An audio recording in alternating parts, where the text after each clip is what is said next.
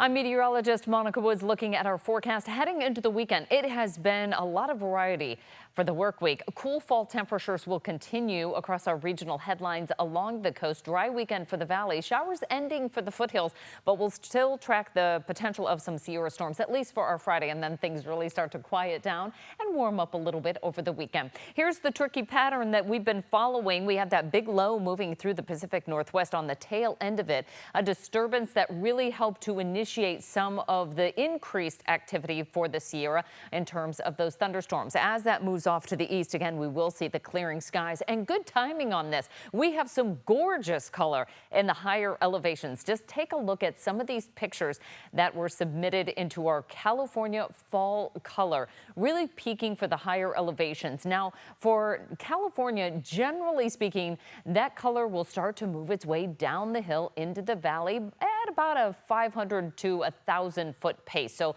finally, as we head deeper into the season, we'll actually start to see some fall color in the foothills and the valley.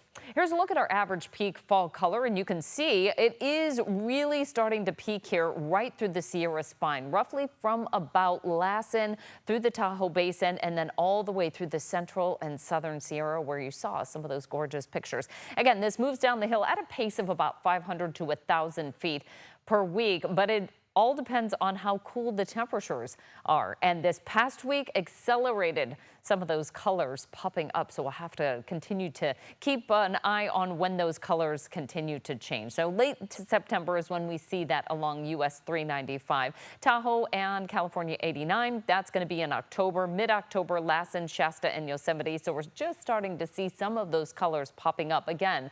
Accelerated just a little bit because of the cool temperatures. Late October is when we get into Apple Hill and Calaveras, and then November is when the urban valley forests start to turn in color.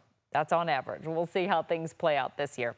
Our Friday potential for thunderstorms includes the Sierra, and that's all the way down along 395, even for the southern Sierra as well. It's going to be a pretty quick hit, though. We'll start to see that move off to the east by the time we get into our Friday evening and Saturday, because you can see that low is going to make a quick beeline off to the east here as we head towards sunset on our Friday. And then it's all about the dry weather, a little bit of an offshore wind event.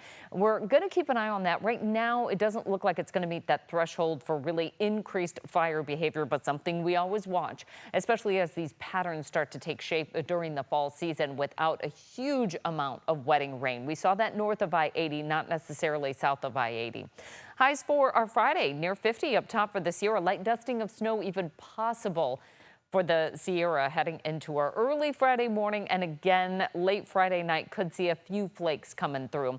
50s and 60s down the hill. Now south of Highway 50, we're going to see again the chance of showers and thunderstorms. Highs will only be making it into the 40s and 50s, 70s for the valley, so an unseasonably cool wrap up to this work week. 60s to near 70 along the central coast. We'll see 70s inland as well.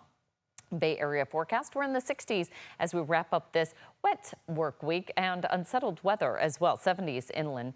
Moving along the northwest coast, we've got highs in the 50s and 60s, rather cool 70s for the north end of the valley, and 50s over towards Lassen National Park, or right around 47 degrees even, so it's going to be a little bit below 50. 70s for much of the capital region, even a couple of 60s in there for our Friday afternoon highs. Now we will start to dry out and warm up over the weekend, but still unseasonably cool weather continues back to near average though by next week.